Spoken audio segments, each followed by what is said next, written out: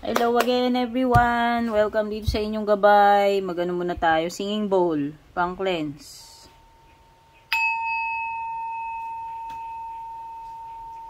Kamusta kayong lahat? Sana kayo okay. I'm Purple Teen. Sa mga hindi pa po nakakasubaybay dito sa ating Facebook or YouTube channel, don't forget to like, share, follow, and subscribe.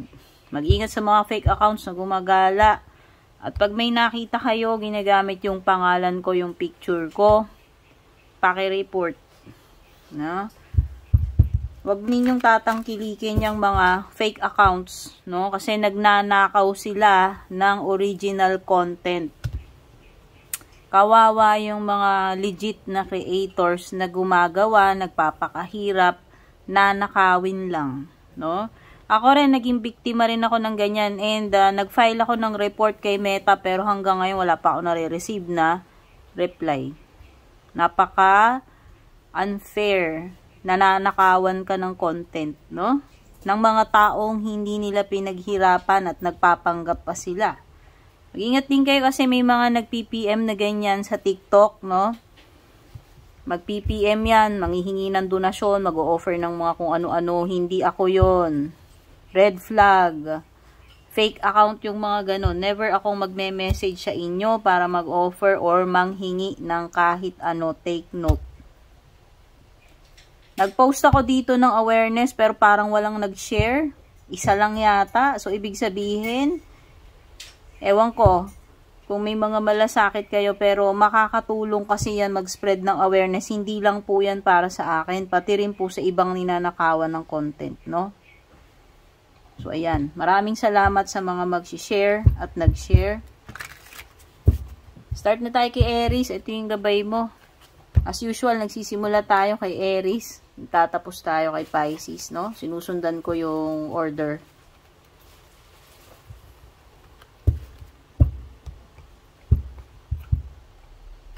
Personal readings. Alam nyo yung gagawin ninyo. Dumiretso kayo sa aking legit na FB page. Doon po kayo mag-PM. Kung gusto niyo mag-avail or mag-book tungkol sa reading services. Services, may bayad po. Personal reading services, may bayad po yan. Yung mga free natin, ina-announce ko yan kapag nagla-live ako. Tignan na natin, Aries. Ano ba itong mga mensahe para sa iyo? Meron ka ditong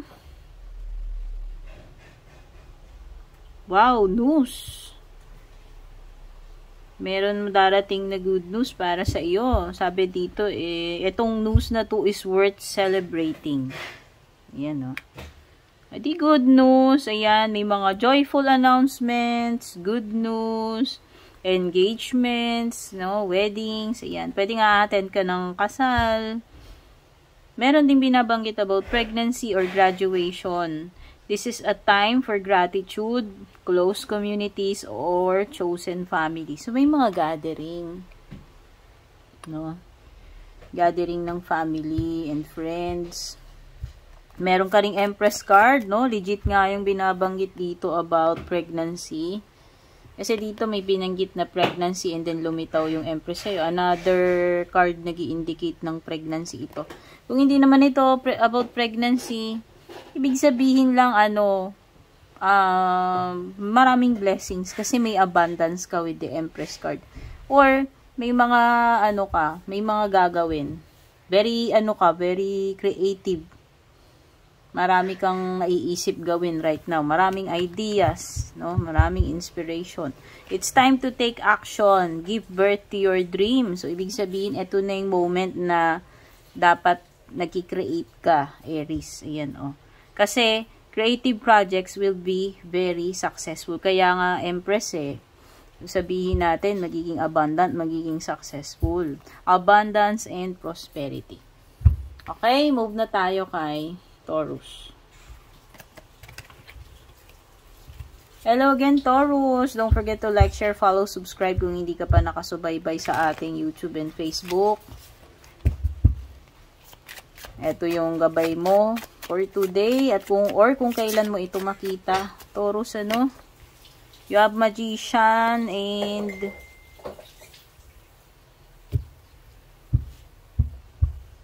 Ano ba ito? Nine of Pentacles and Magician. What you need to be a success will manifest. So, kung ano yung iniisip mo, yung gusto mangyari, yun yung magmamanifest para sa iyo. Kaya, be careful what you wish for. Make sure na yung na-attract ninyo is positivity. No? Kung ano ito ini-imagine mo, yan yung ma-attract mo. No? If you believe it, you can do it. Kung naniniwala ka, magagawa mo yan. Importante ito. So, i-manifest nyo na kung ano yung mga magaganda, positibo, na gusto nyong mag-manifest sa buhay ninyo. This is also the best time to start. Pag nakita mo yung Magician, Taurus, meron kang 9 of Pentacles. So, this is also a sign ng material success. Ayan, marami kang coins dyan. Donyan-donya ang dating, madam na madam. Enjoying the fruits of your labors, hard work that has led to a luxurious life. So, kung ano man yung mga pagsisikap na ginagawa mo, for sure, magbubunga yan. Buying yourself something special. Pwedeng iba, mag-i-splurge kayo sa sarili ninyo. No? Iti-treat nyo yung sarili ninyo. Happily and successfully self-employed. Pwedeng yung iba, may mga sarili kayong pinagkakakitaan or negosyo. Ganon kayo ka-successful, kagaling pagdating sa kabuhayan, ganon ka-independent, enjoying your solitude. Pwedeng yung iba dito, kayo, solo, single. So, yan. Ito yung mga messages for you today, Taurus. Move na tayo kay Gemini. Hello? Siningitan ako nung aso ko. Very good. Hello, Gemini. Ito yung gabay mo for today or kung kailan mo ito gustong makita. Kung hindi ka pa nakakasubaybay sa ating YouTube or Facebook, please don't forget to like, share, follow, and subscribe. Maiksi lamang itong gabay natin. Hindi ito extensive na reading ha. Kasi alam naman natin na ito ay 12 zodiac signs. Kung gusto ninyo yung mga extensive na readings, tignan ninyo yung aking YouTube channel. Nandoon po lahat sa mga playlist natin by zodiac signs. Meron doong weekly, monthly, and yearly. Pero yung mga ganito is daily gabay, no? Ito ay maiksing gabay lang para sa iyong araw, no? Ito, nakuha natin ay, card ng choices. You have 7 of Cups. Tapos, meron ka ring water sign. Cancer, Scorpio, Pisces, Queen. I know, this is air sign pala.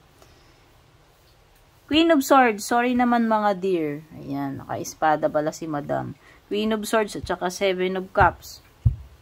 Kailangan mong mag-make a choice. Pwedeng nahihirapan ka. Dami mo kasing cups dito, Gemini, Mukhang may kinalaman sa decision or choice itong sitwasyon mo. Stop procrastinating or over-analyzing. May tendency ka daw to procrastinate or mag-over-analyze nitong situation. Get clarity on what you desire and move forward. Too many options. Addiction. So, yan. Sabi ko na, may mga nagpapakonfuse sa'yo dito. No? So, to gain clarity, pray. Kung wala kang clarity sa ngayon, yun yung suggestion ko, no? Kasi yun yung ginagawa ko, yun yung nagwo-work para sa akin. Pero meron tayong mga iba-ibang diskarte, Depende kung ano yung diskarte mo. Brilliant, experienced, humorous, judgmental. Ayun, dinidescribe tong person na ito. Pwedeng you are dealing with kapareho mong Gemini or another air sign, Libra, Aquarius. So, sabi dito, this person is brilliant, experienced, humorous, judgmental. May pagka-judgmental yung person. Releasing situations or people that no longer serve you. Severing the ties, Gemini. Tao man ito or situations na hindi na relevant dito sa current situation mo. You have to sever the ties. Putulin na. Okay? Seeing the humor in difficult situations. So, yan. Pwedeng may mga bagay na sobrang seryoso. Pero, try to see the humor or the good side tungkol dun sa sitwasyon na to, no matter how serious yun or difficult, no? Seeing the humor. Focusing on career. Pwedeng iba sa inyo, yun yung ano ninyo, ginagawa ninyo ngayon. May kinalaman sa sa pag-i-improve ng inyong career. Divorce or unmarried individual. So, pwedeng ikaw ay single, or hiwalay ka na, divorced, or widower. Okay? Next is Cancer. Hello, Cancer. Ito yung gabay mo sa araw na ito, or kung kailan mo ito makita. Kung hindi ka pa nakasubaybay sa aking YouTube and Facebook, please don't forget to like, share, follow, and subscribe. Ito yung mga mensahe or gabay para sa iyo. You have released, Death card, and the Wheel. Dalawang major cards. So, major event, na pinag-uusapan. Sabihin, major na pangyayari ito ngayon sa sitwasyon mo or sa buhay mo. May mga bagay dito na mag-i-end with the Death card. Ayan, endings that lead to new beginnings. The need to release situations or people that hold you back. Kung merong mga tao na or situation na nag-hold you back, pumipigil sa iyo, yung nagkukos ng iyong pagiging stagnant, walang pagbabago, you need to release those. You need to release them. Tao man ito or mga situation. Spiritual transformation. Pwedeng dumadaan ka sa pagbabago or spiritual awakening. Okay? Pwedeng nagbabago yung mga paniniwala mo. Basta spiritual na transformation din yung tinutukoy. Makakapagsimula ka na with the Wheel. A fresh new start. Or the end of delays. Kaya kung may mga nag-hold back sa iyo, kagaya related sila. Kung may mga nag-hold back, may mga nagkukos ng delay, matatapos na yun, makakapagsimula ka na daw. Sudden or unexpected progress. May mga bagay na hindi inaasahan pero mukhang positibo naman kasi merong mga tinutukoy dito about improvement. Progress, no? A very positive change is in your life. Ayan, kung hindi mo pa na-experience ito, yan yung paparating sa iyo. Positive na mga pagbabago. Pwede ring may travel or bagong sasakyan. Wow! Sana all. Hello, Leo. Ito yung gabay mo para sa araw na ito. Or kung kailan mo ito makita, kung hindi ka pa nakasubaybay sa aking YouTube and Facebook, please don't forget to like, share, follow, and subscribe. Ito yung mga mensahe or gabay para sa iyo. Renewal. This is Judgment card. And Strength card. Pwedeng may Leo energy.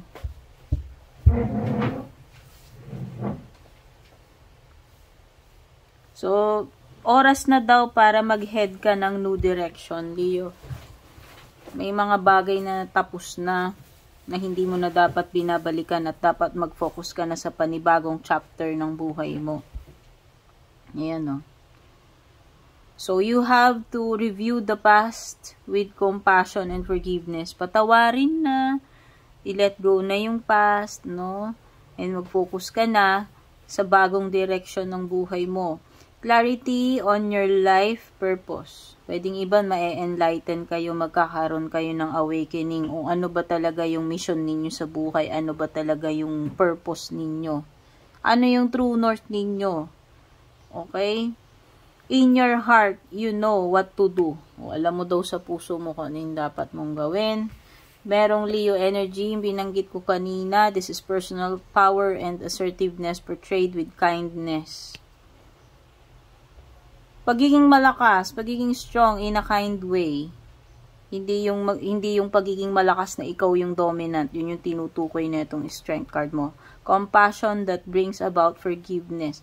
Pwedeng iba sa inyo, kailangan yung magpatawad kahit mahirap. No? Or pwedeng nagawa nyo na yan. Kasi di ba, isa sa pinakamahirap gawin yung patawarin natin yung mga taong nakasakit sa atin, no? So, kung kaya mong gawin yun, kung kaya mong magpatawad despite dun sa mga ginawa niyang ganun, ikaw ay strong person. Yun yung tinutukoy ni Strength card ngayon. Realizing that you're stronger than you know. So, pwedeng iba sa inyo, hindi nyo inaakala na makakayanan ninyo, magagawa ninyo. Kasi, ayan o, you will realize na mas malakas ka kaysa dun sa ini-imagine mo or inaakala mo. Okay, Leo, move na tayo kay Virgo. Hello, Virgo. Welcome dito sa iyong gabay ngayong araw na to or kung kailan mo ito makita. Kung hindi ka pa nakasubaybay sa aking YouTube and Facebook, please don't forget to like, share, follow, and subscribe. Ito yung mga mensahe or gabay para sa iyo. Meron ka ditong King of Pentacles at saka Ace of Swords. So, meron kang Taurus, Virgo, Capricorn na kapareho mo or merong Gemini, Libra, Aquarius. Nakikita ko Ace of Swords, ibig sabihin malalagpasan mo yung difficult situation or may masosolve kang problema, makakaisip ka ng solution, may madidiscovery ka na impormasyon or pwedeng may mapapatunayan ka na truth, no? Basta meron ditong clarity, truth na paparating sa iyo. Hindi lang yun, may binabanggit din dito about brilliant ideas that may need refinement. O, ito na nga yun, overcoming obstacles with faith that everything will work out. Communicate clearly and concisely. So, pwedeng kulang sa communication, no? Baka dapat, i-express mo ng malinaw yung mga gusto mong sabihin. Kumbaga, communication yung susi dito sa situation mo. And remain objective. Sabi naman dito sa iyong King of Pentacles is compassionate. Dinedescribe niya itong person na to, no? Yung binanggit ko sa yung pwedeng kapareho mong earth sign, Taurus, Virgo, or Capricorn. Pagiging compassionate, accomplished, charismatic, grounded. Pwedeng ikaw lang din yung dinidescribe nito, oh. This is a time of great success. So, pwedeng magiging successful ka sa mga gagawin mo. This is also a period of financial security and prosperity. So, pwedeng yan yung mga paparating sa iyo. The Midas touch, lahat ng hawakan mo nagiging successful. Lahat ng hawakan mo nagiging gold, natutupad, no? Midas touch. Everything turning out beautifully. Gaya na nga, sabi ko nga, lahat ng hawakan mo nagiging successful. A supportive parent and spouse. Pwedeng yun din yung tinutukoy, no? A good person to work for. Magaling, okay na partner. Okay, pwedeng yan. Yan yung mga taong tinutukoy dito right now or possible na ma-encounter mo in the future. Okay, Virgo. Move na tayo kay Libra. Hello, Libra. Welcome dito sa iyong gabay. Makita mo ito. Ngayong araw na to or kung kailan mo matsyempohan, kung hindi ka pa nakasubaybay sa aking YouTube and Facebook, please don't forget to like, share, follow, and subscribe. Ito yung mga mensahe para sa iyo, Libra. Meron ka ditong Knight of Wands and then the Devil card, Capricorn. Aries, Leo, Sagittarius, and Capricorn energy. Tinutukoy dito kay Knight of, Knight of Fire, which is Knight of Wands. Ano ba sinabi ko? Knight of Swords ba? Nako, Knight of Wands ito, guys. Knight of Wands. Meron dito ang pagiging passionate, confident, o baka ikaw ito. Pwedeng energy mo lang to na dinidescribe or meron ka nakakadeal na ganyan, Possible na Aries, Leo, Sagittarius. Okay, basta itong person na to, sinasabi dito, ito ay very passionate, very confident, charismatic, and restless. Sabihin na natin, hindi siya mapakali. Naiinip siya sa mga routine. Gusto niya laging exciting yung sitwasyon. Pwedeng adventurous siya. Pwedeng gusto niya lagi siyang in action. Ibig sabihin, lagi siyang may ginagawa. May mga exciting na gagawin. Palagi siyang ganyan, no? So, ibig sabihin, ayaw neto ng boring. Ayaw niya ng boring na situation. Ayaw niya ng boring na relationship. Kung ikaw man yung tinutukoy dito or meron kang, may tao na related sa'yo ngayon, na ganyan yung qualities niya, So, meron ding binabanggit dito na events na kailangan ng immediate action. Libra. Ibig sabihin, hindi pwedeng tutulog-tulog. Kailangan kilusan mo agad yung sitwasyon na yan, kung yan yung darating sa'yo. At, trust your instincts. Magtiwala ka sa instincts mo. Stay focused and passionate sa iyong ginagawa. Meron ding binabanggit dito na passionate na relationship. Baka ito yun, yung relationship mo or connection mo with the Knight of Wands, no? Si fire sign. Meron ding Capricorn dito. Kailangan mong mag-make ng choices dito, Libra. Sabi dito, you are having the illusion of being trapped. Kasi si ego, si devil card yan, pagiging trapped, attachment, no? Pero yun na nga, pwede ka naman daw kumawala dito, Libra. You have to accept responsibility for your situation and then make choices that support your path to happiness. Ikaw din naman yung magpapalaya dito. Ikaw din naman yung gagawa ng happiness mo. Yun yung sinasabi. Addictions or unhealthy habits, Libra, you have to change your lifestyle kung meron kang mga ganyan. Kasi ayan meron ditong binabanggit na mga unhealthy habits or addictions. Okay? Na alam mo naman na hindi naman makakabuti para sa iyo, pero ginagawa mo pa rin hanggang ngayon. So, ayan yung mga mensahe para sa iyo, Libra. Lipat tayo kay Scorpio. Hello, Scorpio. Welcome dito sa iyong gabay kung kailan mo ito mapanood. Kung hindi ka pa nakakasubaybay sa ating YouTube and Facebook, please don't forget to like, share, follow, and subscribe. Ito yung mga mensahe para sa iyo. Meron kang page of swords, Gemini, Libra, Aquarius energy, and the Ace of Wands. Wow! May challenge na paparating sa iyo, pero you will take this as something na ewan ko, parang hindi ka na-intimidate. More on na-excite ka pa nga dito sa challenge na na-encounter mo ngayon. Okay? Pwede ka rin makakuha ng information. Importanteng informasyon ngayong araw na ito. Or kung meron ka mga ina-expect na messages, documents, no? Kung meron ka mga ina-expect na mga darating na ganyan, pwedeng darating na yan ngayong araw na ito. So, kailangan mo daw dito maging logical, perceptive, insightful, blunt, straight to the point. Yun yung ibig sabihin, prangka. Pagdating naman dito, wow, there is an amazing opportunity na paparating sa iyo. Yun yung nakalagay. Kailangan mo nga lang maging bold, courageous, and optimistic. Ito yung perfect time to take action. Gawin mo kung ano yung gusto mong gawin, what will make you happy, what inspires you. Okay, Sagittarius. Your turn. Ito yung gabay mo para sa araw na to. Ito yung mga mensahe na para sa iyo. Kung hindi ka pa nakakasubaybay sa ating YouTube and Facebook, please don't forget to like, share, follow, and subscribe.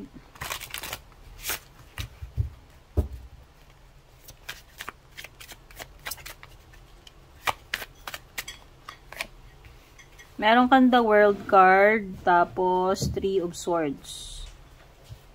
Gemini, Libra, Aquarius energy. Wow, the World card, sabihin na natin, di ba, ito yung completion, achievement, graduation, a brilliant success, a time of joyful accomplishment and spiritual enlightenment. So, hindi lang pala siya about accomplishment, success. Meron din binabanggit dito about spiritual enlightenment. Pwede rin itong freedom. Makakalaya ka na at last. Freedom to do whatever you want. Be proud of yourself. So, kung ano man itong makukumpleto mo, Sagittarius, no? Congratulations dito sa ma-achieve mo. Meron ka nga lang ditong 3 of Swords, no? Pwedeng may sadness. Itong sadness na to is medyo mahirap. Hindi ito yung tipong kinabukasan, okay ka na agad. Pwedeng yung iba nagpapagaling pa kayo, no? Kailangan nyo pa ng healing. Kasi ito ay masakit na pangyayari, nagdulot sa iyo ng matinding sadness. Meron ding binabanggit dito to let go of the past. Personal growth that comes from challenges.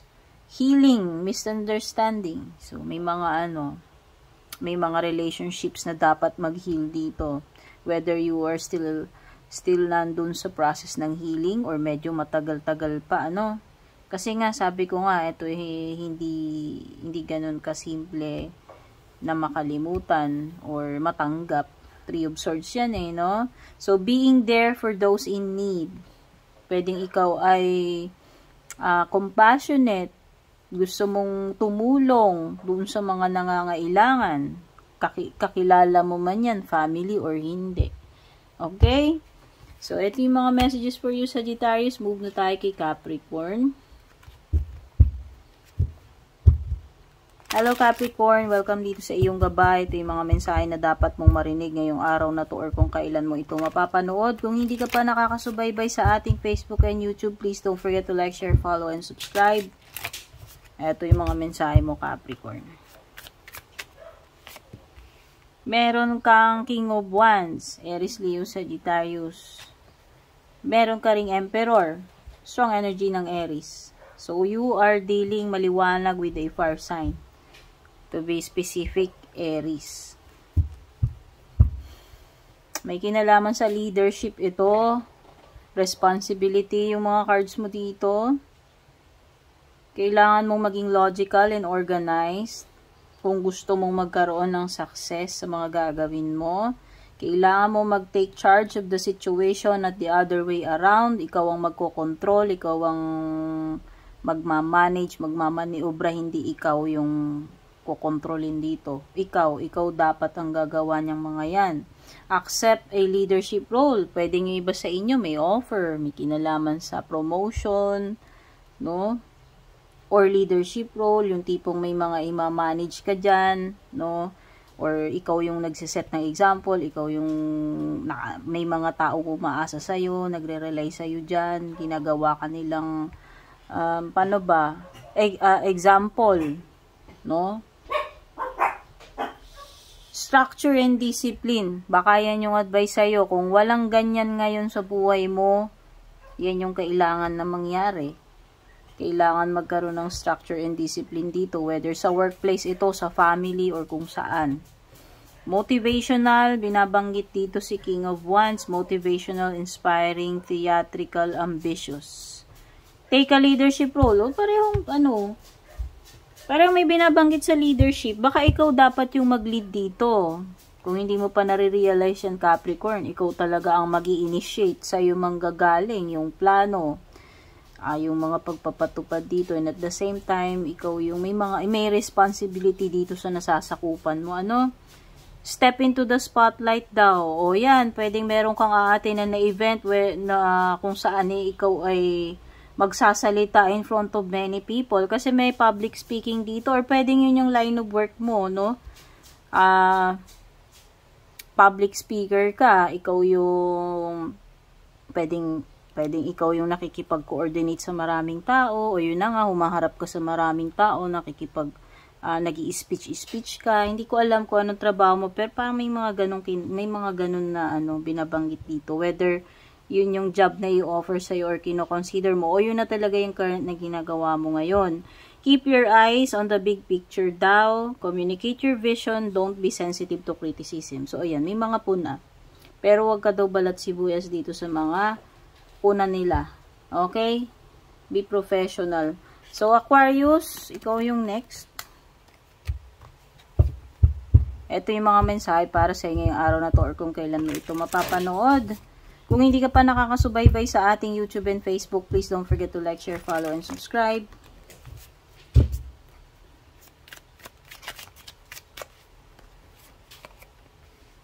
Meron kang 5 of Wands at saka transformation card.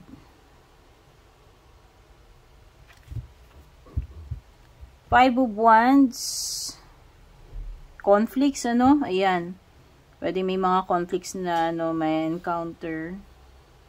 Kasi may mga hindi mag-a-agree sa'yo dito. Expectin mo na yan. Hindi naman lahat, hindi naman lahat nag-a-agree sa mga ideas natin or sa mga gusto nating mangyari or mga plans natin. So, expect mo may mga opposition. No? Walk away from drama. Ayan. Iwasan mo ito. Unless the situation is really worth your time. So, ibig sabihin, huwag mag-aksaya sa mga toxic, nonsense na mga drama. No, doon ka lang sa mga bagay na importante mag-focus. Then, stand up for yourself.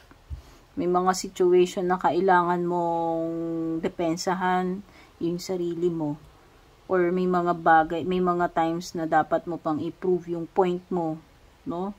Yun yung binabanggit dyan. Very ambitious people. No? Kung sino man itong mga tao na tinutukoy dito. Ito namang transformation, may mga sitwasyon dito na kailangan na talaga ng mga pagbabago, Aquarius, no? Hindi mo na made-deny yan. Requires changes to be made. So, may mga dapat kang baguhin, ayusin dito. Powerful and often unexpected revelations. This is the Tower pala. Iba kasi yung pangalan niya eh. Hindi ko sila yung ginagamit tong deck na to. So, it may Tower moment naman pala. Unexpected na mga pangyayari, pero yun na nga ang pinaka-highlight dito. Ito yung mga bagay na dapat mo nang baguhin. Powerful and often unexpected revelation. So, ayan, may mga revelations din. Breaking free of procrastination. Ayan, baka mahilig ka daw paliban, procrastinate. Ayusin mo na yan. Baka ito yung dapat mong baguhin sa sarili mo na tinutukoy ni Tower card. Releasing old belief system. So, i-get rid mo na yung mga outdated na paniniwala na yan, mga technique, sistema, kasi mukhang walang nagbabago sa sitwasyon mo. Kaya ka matatower dito, Aquarius. Okay? Move na tayo kay last but not least ay si Pisces. Ang pinaka-cute kasi lagi siyang pinakahuli. Pampalubag loob, Pisces. Ito yung gabay mo ngayon, Pisces. Mga mensahe na dapat mong malaman or marinig today or kung kailan mo matsyempuan itong reading na to. At kung hindi ka pa nakakasubaybay sa ating YouTube and Facebook, don't forget to like, share, follow, and subscribe.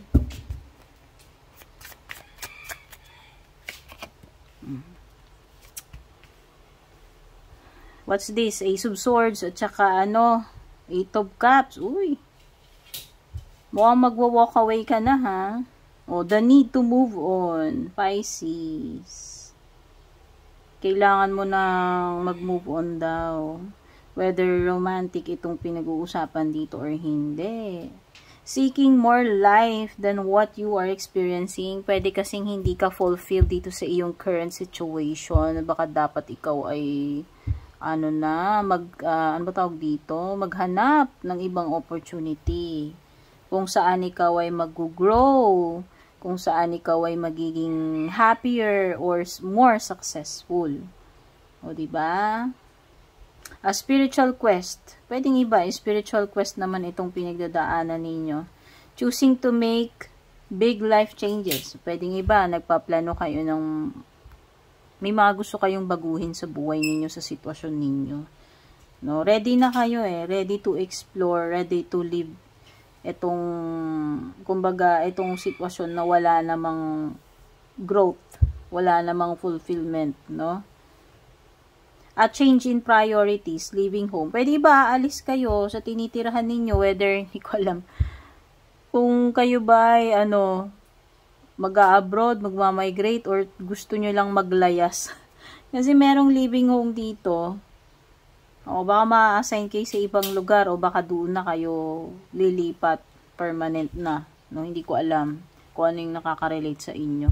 Pero meron ka ditong brilliant ideas with the Ace of Swords. May mga masosolve kang problem dito, no? Kasi pag nakita natin yung Ace of Swords, ito yung breakthrough. Makakahanap ka ng mga bagong ideas or solutions sa situation mo. Masosolve mo yung mga problema. Pwedeng iba magigain kayo ng clarity or makukuha ninyo yung answer na hinahanap nyo tungkol sa isang bagay. Okay? You have to remain objective, Pisces daw. Okay? So, these are all the messages na nakuha ko para sa inyong lahat. Maraming salamat sa panonood, pagsubaybay. Don't forget to like, share, subscribe. Take care. God bless. Kita-kits sa ating next reading.